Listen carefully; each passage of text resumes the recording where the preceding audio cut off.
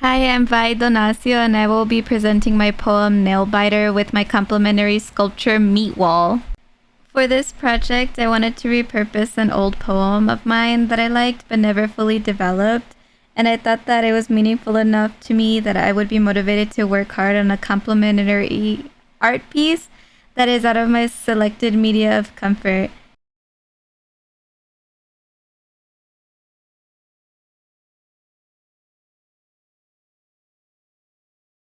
Considering that the title Nailbiter sounds almost feral, I wanted my art piece to be a little uneasy to look at. First, I made a rough draft of what I envisioned as the meaning of this poem existing in like a physical realm, other than just bloody fingernails. I've always liked the idea of guts and teeth.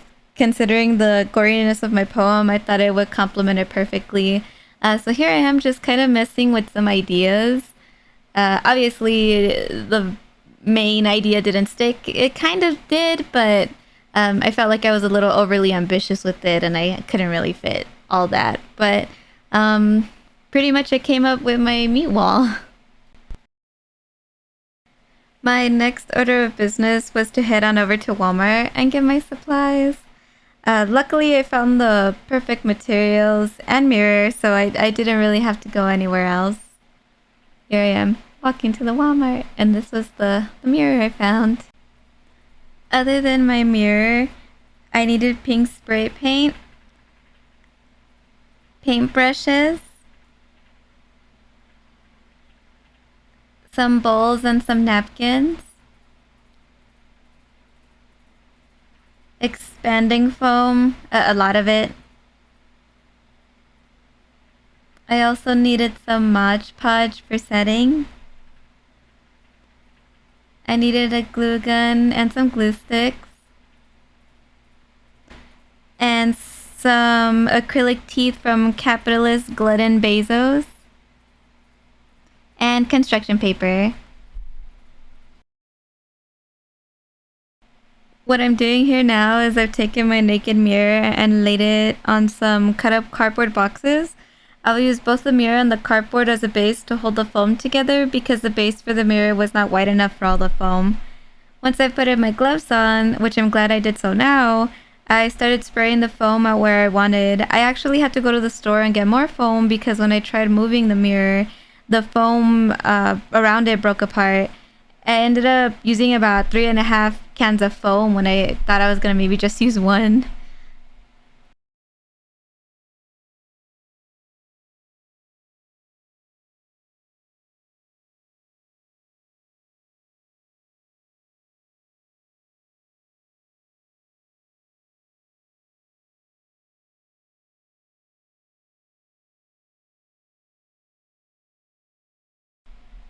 This is how it came out after all the foam was laid down.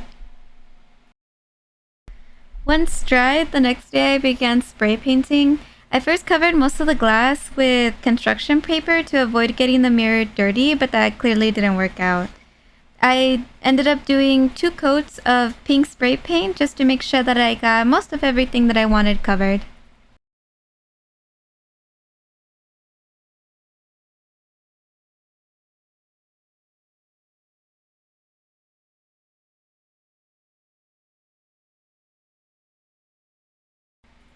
After I finished spray painting, I let it dry for a few days.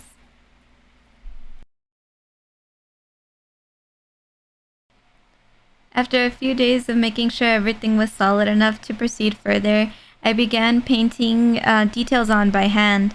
At first, I had placed some of the teeth down, but I realized that it was going to make my life more difficult, so I only started to put teeth on again after I finished painting everything. I had a tough time figuring out how to layer the paint in a way that gave my sculpture depth. I usually don't paint, I usually just do black and white sketches. This part took me the longest, but I wanted to make sure that I could convey how Nailbiter really made me feel.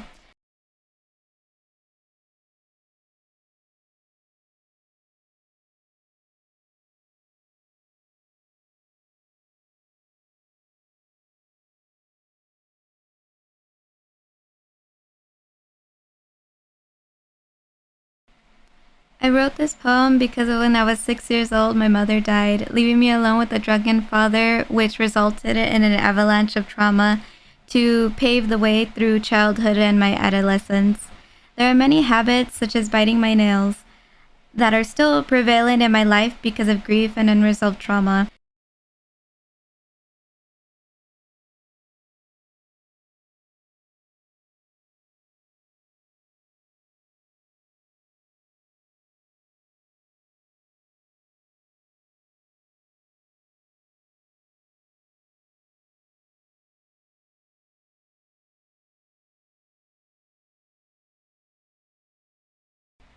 I'm almost ashamed that I still can't seem to let go of events, people, memories, and self destructive habits, despite these things happening years ago. I chose to surround a mirror in teeth and flesh to represent my vulnerable self, forcing myself to see who I am in the reflection, to see who I continue to avoid and what I continue to avoid.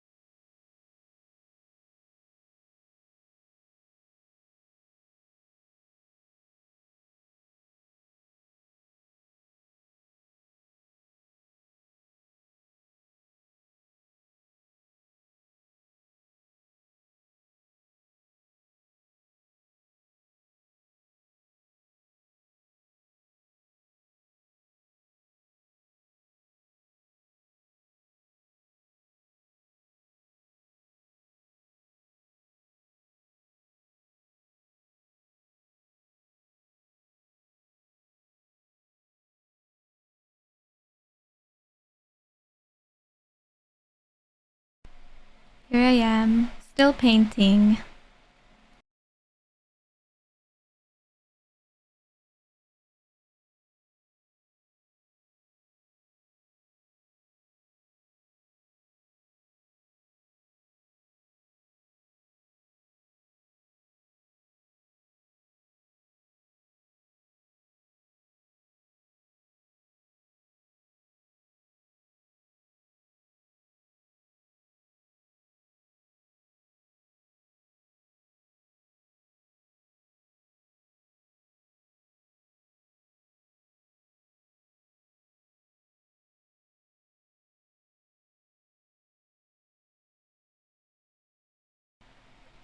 For this project, I wanted my poem to be my raw, exposed, and vulnerable emotions, which is why I chose to make my art piece bloody and gory.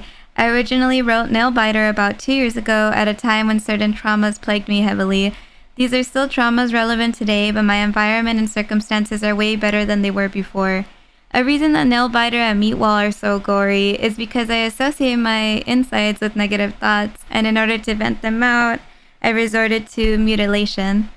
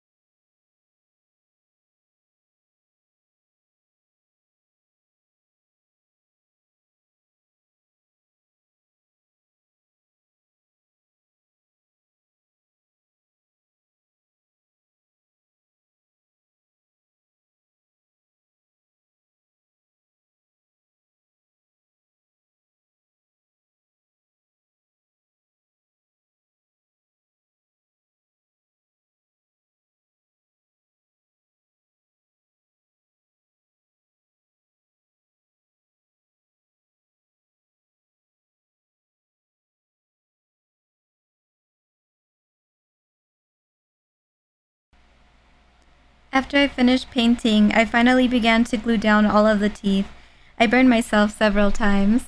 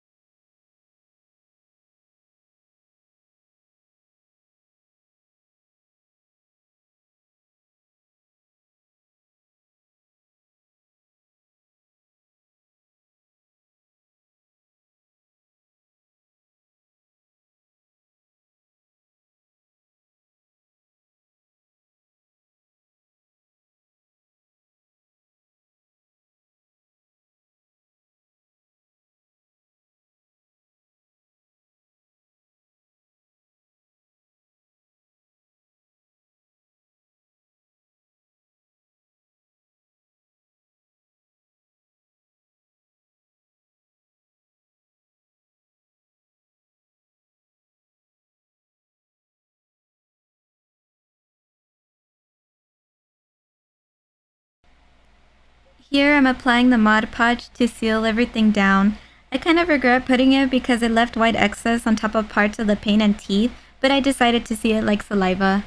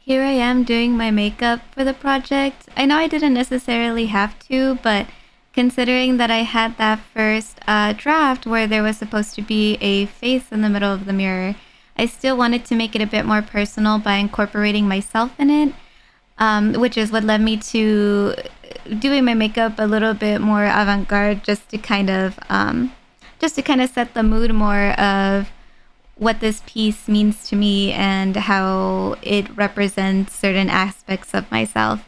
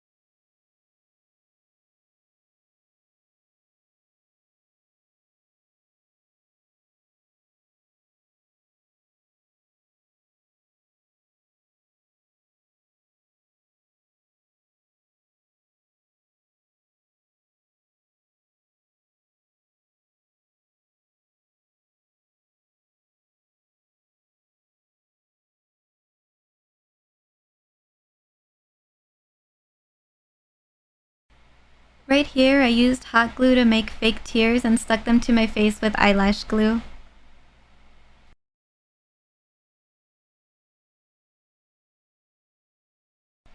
And this was the final product of my meat wall.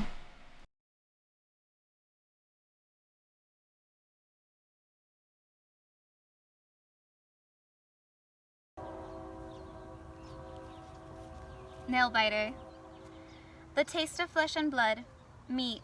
I was 6 years old when I realized I was in love. Mutilation, cannibalism. I adored you, angel, my savior. Let me remember you. What else would I need to hold on to the memory of you? Your image in my blood, your existence everlasting in my flesh, consumed. Inside me, your warmth. What greater pleasure, embracing habit, embracing pain. Till death do us part, my one true lover. I can't let the skin grow, I can't let it mend. How will I keep you alive? I can't forget you. I won't forgive you, you green-eyed monster. The stench of alcohol, my fingers battered. I bleed, I bleed, I bleed. Please save me. I need you. Tearing at skin on my fingers. The taste of iron. The further I pull at skin, the more I remember. My fingers are sore, but I can hear you sing. Please, angel, who cries under my skin, don't fly away without me.